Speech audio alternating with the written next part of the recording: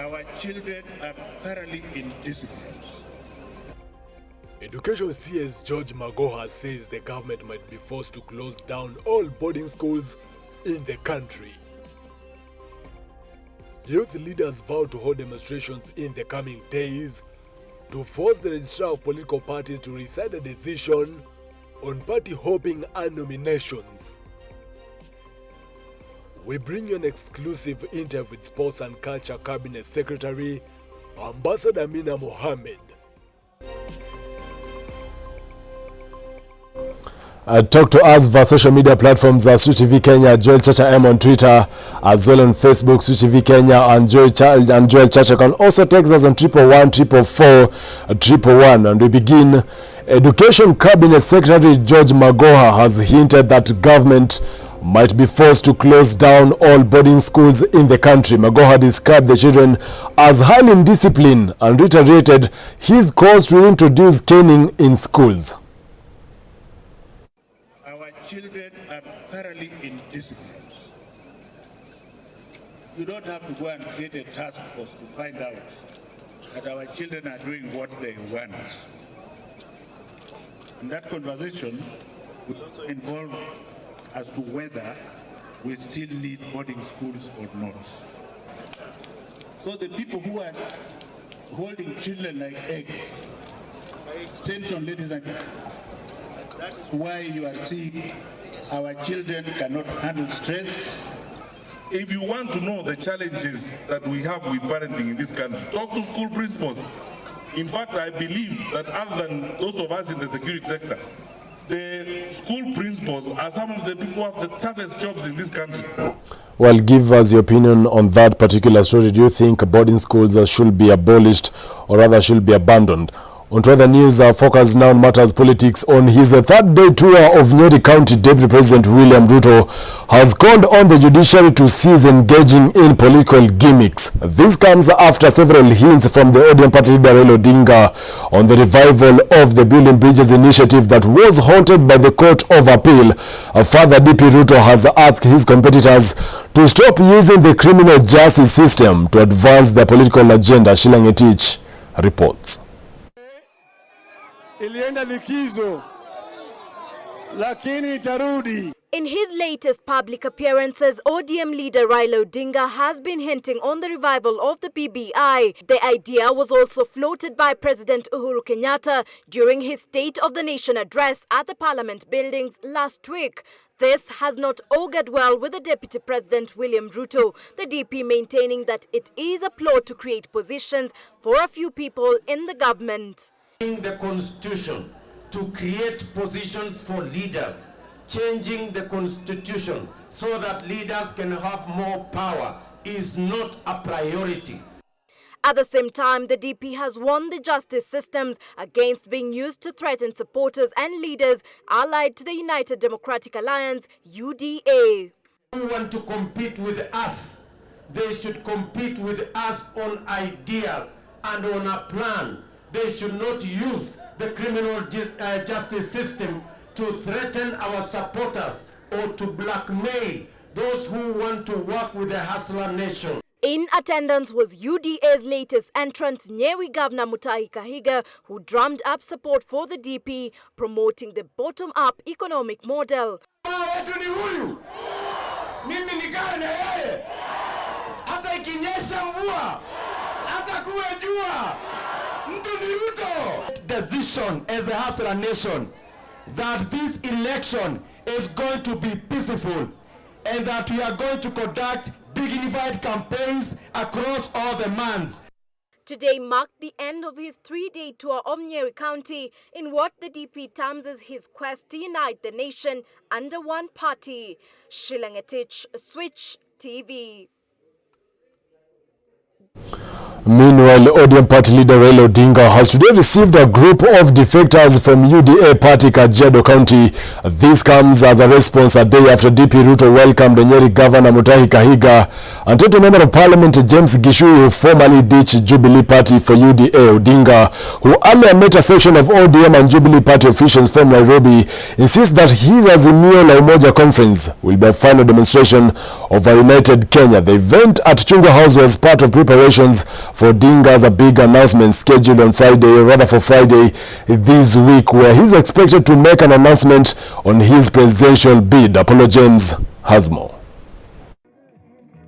ODM leader Raila Odinga this morning continued to rally support ahead of his announcement on Friday, where he's expected to announce if he'll vie for the top seat or not. Today he received defectors from UDA party from Kajiado East in response to DP Ruto's welcoming Nyeri Governor Mutahi Kahiga and Tetu Member of Parliament James Gishui to UDA yesterday. Kwa wenyekiti wenu ODM na Jubilee pamoja na Bwana Junet, nasema tunataka delegate kutoka kila ward ODM watu 5, Jubilee watu 5. Kwa inakuwa watu 10 kutoka kwa kila ward. Hiyo ni delegate ambayo watakuja pale. Kutakuwa na sitting arrangement ya delegates, alafu sitting arrangement ya wale ambao watakuja supporters. Kutakuwa na tofauti, okay? Na nataka kuona kama delegate majivisha vizuri maridadi ambayo inaonekana. Odinga says he's set for the Azimio la Umoja National Convention scheduled for Friday at the Kasarani Stadium and has called for his supporters to turn up in large numbers. Sasa hawa wanachama wawili na Bwana Junet ndio watafanya mpango ya vile hao watu watakuja na allowance yao yote. Sawa.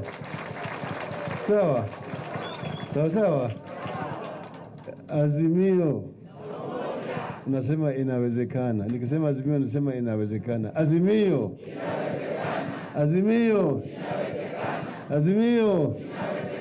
asante sana. Organizers of the event, led by Suna East lawmaker Junet Mohammed, have confirmed that preparations for the event are in the top gear and at least 10,000 delegates have been invited to attend. With only 4 days left before Raila Odinga's announcement in Kasarani, Jubilee delegates are also expected to attend the meeting following his handshake with President Uhuru Kenyatta. Apollo James, Switch Television. Still a focus on matters politics, the Amani National Congress party leader Musalia Mudavadi has criticized his political rivals for abandoning the position of women in their quest to capture the top seat. In what seems to be a change of tact ahead of the 2022 race, Musalia has vowed to prioritize women involvement and empowerment in his government if he will be voted in as president in the next year's general elections. Robert Uma filed the report. 8 months before the much anticipated 2022 general elections, political leaders are slowly shaping up their 2022 agenda, seeking to gain massive following during the elections. Today, the NC party leader Musalia Mudavadi has hit on his political nemesis for leaving out women in their quest for power, which he says it will be a big mess for most leaders seeking the top seat. If you downgrade the woman in our society, in any society, the damage you are doing to that nation is immense. Backing up his economic agenda for presidency, Musalia says that women play a major role and critical role in revamping the economy that has been derailed by corrupt and selfish individuals in the current regime. Let us do everything within our means to uplift the dignity of the Kenyan people, starting with the dignity of the woman.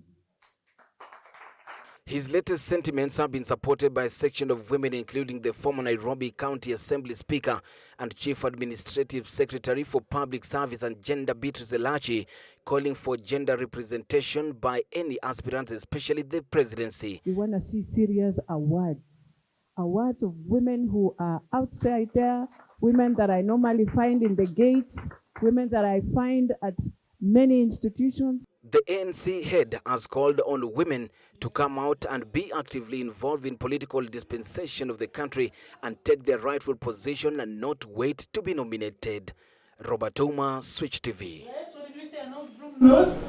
Now, youth leaders want a retake of the voter registration exercise, saying the Independent Electoral Boundaries Commission (IBC) did little on the sensitization exercise. IBC only managed to register up to 25% of the expected 6 million voters before the next general elections are set to take place in August 2022. The students have also vowed to hold demonstrations in the coming days to force the registrar of political parties to decide a decision on party hopping. Majibu Kisao with more. After the lapse of 45 days period set by the IEBC to register as many Kenyans as possible who will vote in the next year's general elections, only a handful were registered. Youth leaders from all political parties in the country, led by Alex Matere, the vocal youth leader, have now demanded a repeat of the exercise. Kama ingekuwa kwa darasa, Chebukati angelazimishwa pamoja na tume yake yote kurudia ile darasa. Lakini ile ambayo tunataka kumsema ya kwamba yeye Chebukati akikuwa na tume yake inatakikana ahusishe vijana katika masuala ya kuandikisha vijana. Kwa sababu kama vijana, sisi viongozi wa vijana ndio wanaelewa zile shida ambazo vijana wako nayo, lakini sio wazee. So comrades ama wanafunzi wa university zote Kenya pia wana complain, wanasema kwamba IEBC haijafanya kazi mzuri. In fact wale wamekuwa registered ni 17%. Wale wanafunzi ambao wako Kenya mzima, they are more than 6.5 million. In the same breath, the leaders have condemned Registrar of Political Parties Andere-Ritu, who last week said the party hoppers will not be allowed to vie as independent candidates once the party primaries are completed. The leaders have threatened to hold demonstrations against the move by Andere-Ritu, saying it's against the spirit of the 2010 constitution. Inamaanisha basi watu young people, vijana hawatawahi kuweza kuongoza nchi hii. Kwa hivyo sisi kama vijana hapa tumeongea, tumekuja pamoja na agree kuwa tutaungana na tutaenda mbele kwa msajili na tutasema hatutaki hiyo, na tunataka waweze kuongeza wakati ambapo watu wale ambao hawataweza kukua katika sajili ya political parties na hiyo nomination list waweze kupewa katika independent. The leaders who had converged at one of the city hotels have also criticized the Chief Justice Martha Koome for her engagement in the Technical Working Committee for Election Preparedness, saying she is compromising the judiciary. Last week, the IEBC wrote to the PS Minister of Interior Karanja Kibicho withdrawing from the said committee. Tuweze kuona kuwa uchaguzi utakuwa wa haki na pia utakuwa wa kuaminika. The United Democratic Alliance (UDA) had written to the Judicial Service Commission demanding withdrawal of the Chief Justice from the Technical Committee. Majibu Kisao for Switch TV. Now 12 minutes now past 7 p.m. We'll do for a commercial break, but before that, today 18 patients have recovered from COVID-19, even as 32 new COVID-19 cases have been registered today. Now the positivity rate is at 1.1%, even as no death has been reported in the last 24 hours. We'll now take a short commercial break. We'll be back with more. Stay tuned.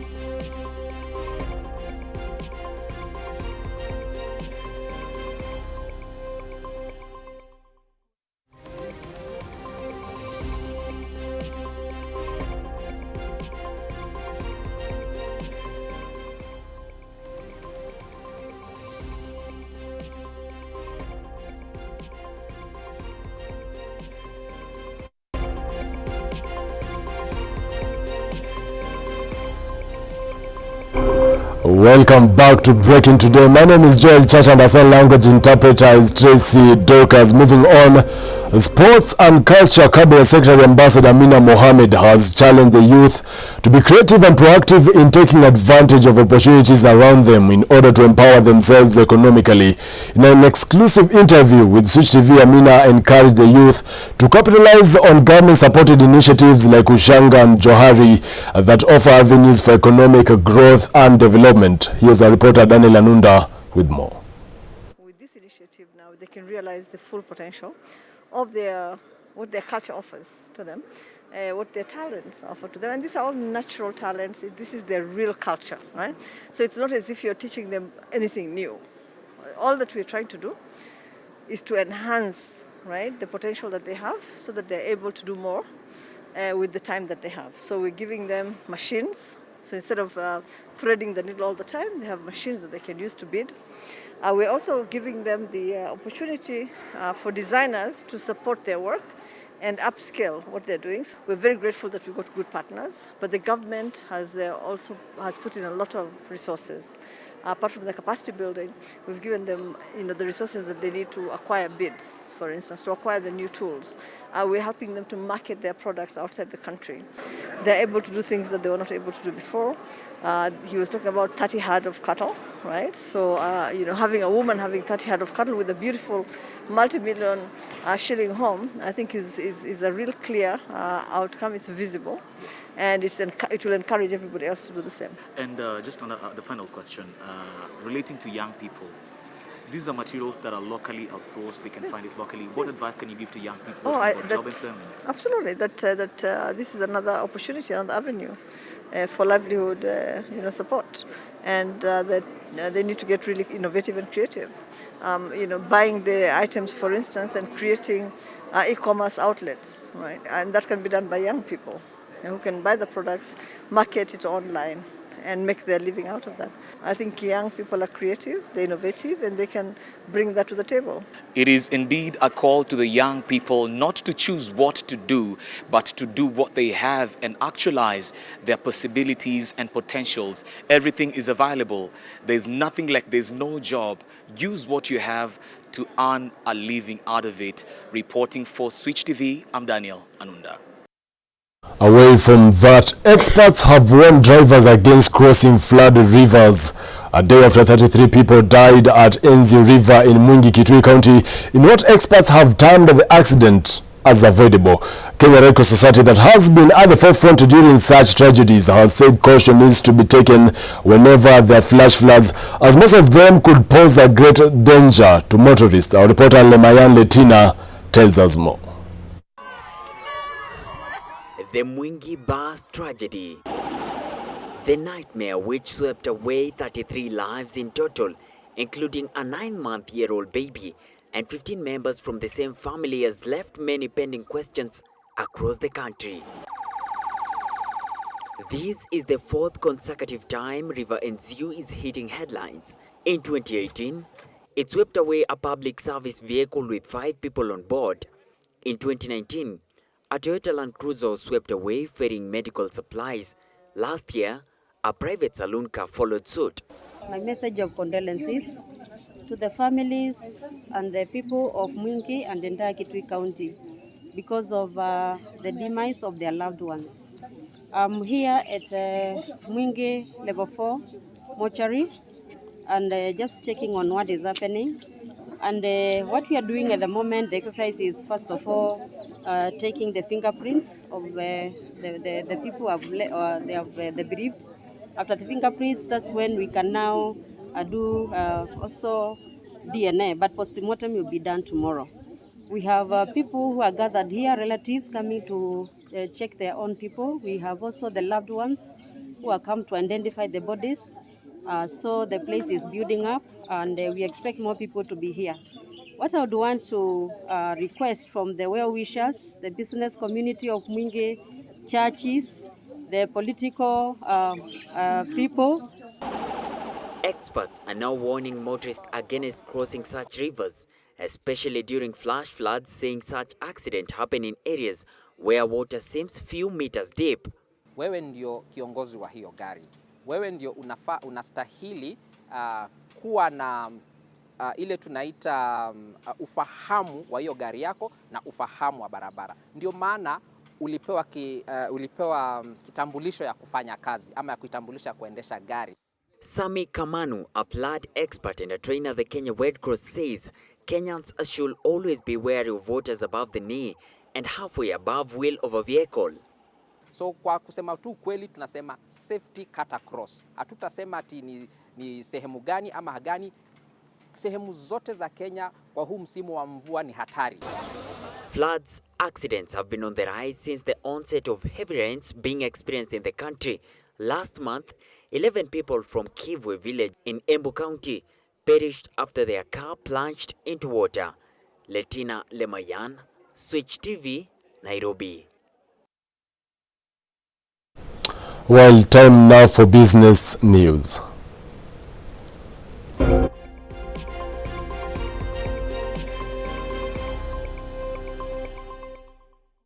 Now, on this week's episode of Know Your CEO, we get to interact with Peter Kamunyu, East and West Africa Director at Diaspora Care. Take a look. Ever want to know how CEO sees his world? Then this is how. Apart from running an organization and strategizing, the key role is to ensure there's money in the bank. Our CEO this week is Peter Kamunyu, the Regional East and West Africa Director at Diaspora Care. Peter, welcome to the conversation. Peter, what business do you lead here? Thank you for having me. We are Diaspora Care, and Diaspora Care is about connecting our people who live outside the country and their family members back at home. This was an organization founded about 7 years ago by Africans who live in the United States of America. And what they found out is that they still have moral obligation to take care of their family members back in Africa. And one of the key things they found out is that there is a peace that comes with knowing that your family members are healthy. But while doing that, it costs.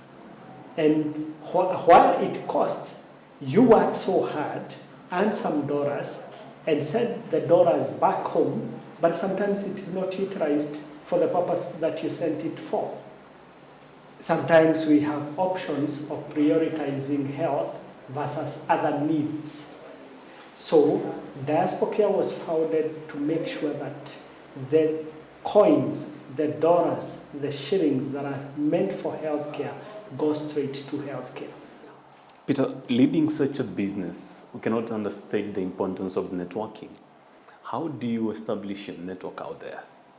Good. Every day, actually, if there is anything that, and I always tell people, when we started, I joined Diaspora Care, the key thing for me was collaboration. Today, our partnership ranges from the fintech companies, because we don't have our own gateway.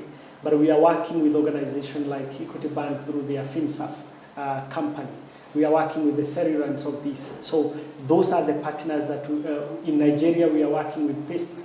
So these are organizations that have enabled and helped us to fast track the way of making the payment. Peter, you say you're in talks with different players out there. Who is your dream partner right now? Currently, right now, I can tell you, sometimes I look after Dr. James Mwangi of Equity and look at how he has been able to reach out to almost everyone at the grassroots. Peter, the second part of Know Your CEO is called Quickfire. We get to see the lighter side of you. And my first question, what do you do to unwind apart from this beautiful house?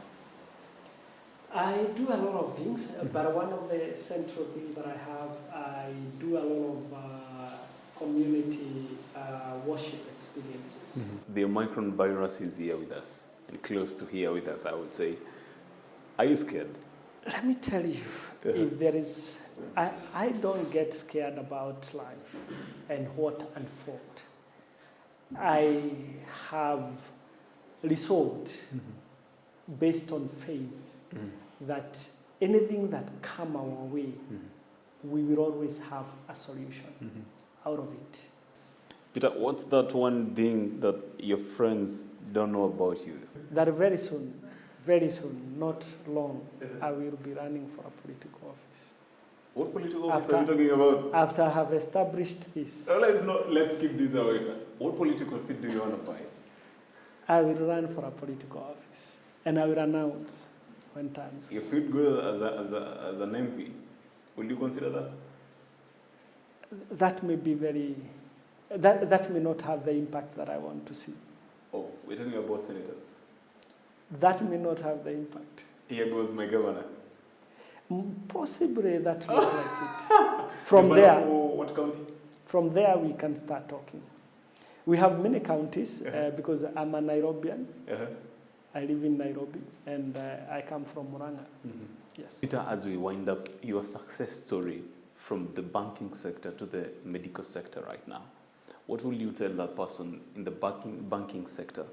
It's not working out for him so well. What will you tell him right now? Look for information and it will help you pivot from what you are doing currently to something new. Now, Peter, as we wind up, that's your camera right there. We're sending out. Kindly tell the audience back at home watching us. The next episode of Know Your CEO continues next Monday. Hi. The next episode of Know Your CEO continue next Monday. Thank you, Peter.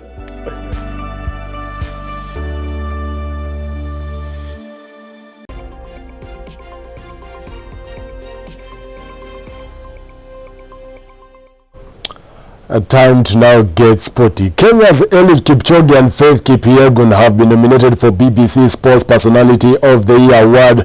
Alongside other sports personalities in the list are the Paralympian and tandem Malango Zambian athlete Christine Mboma, Chelsea's goalkeeper Mendy, and South Africa's swimmer Tajana.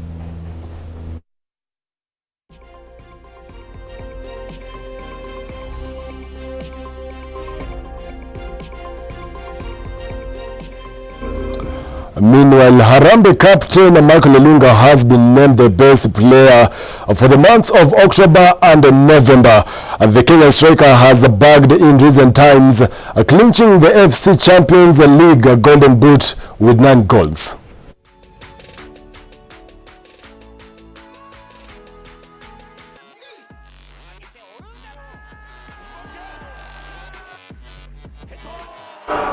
We now cross borders in the world of sports. Everton and Arsenal will both aim to bounce back from disappointing midweek defeats during Monday's Premier League battle at Goodison Park. The Toffees suffered a dampening 4-1 Merseyside derby defeat to Liverpool, while Mikel Arteta's side went down 3-2 to Manchester United.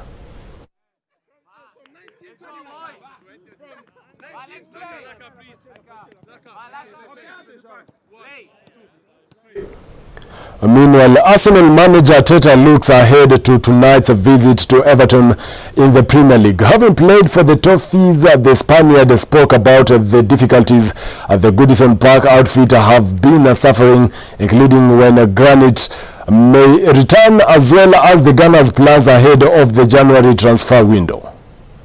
Against them, you have to put the performance into a win, and that's a different story. And we had the performance, but we didn't have the points. So that's where we have to evolve, to learn, and get better at. Aubameyang, I wanted to ask about him. I think what we have to do is focus on the players that we have and try to make them better and take more chances that we're actually doing, because we need more margins in game to win more games, and that's what we have to do without losing our solidity defensively, which we've been good at. Try to add more goals to the team, because intensity, sprint, everything, but we concede 4 goals. What means that? Means that they have very good players, and they punish our mistakes. So we made mistakes, they punish us, and it's something that we are already analyzing. Every game is a must-win game. Why I am positive? Why still I have the belief that we will do well? Because we did it at the beginning. So You cannot be a bad manager or a good manager in one week. Well, more in the sports world. Be sure to join Tony Kwalanda from 9 p.m. to 10 p.m. right here at Switch TV on the Sports Center show. But that's all here on Breaking Today this evening. My name is Joel Chachanga, sign language interpreter is Tracy Dorcas. Until next time, do have a safe good night.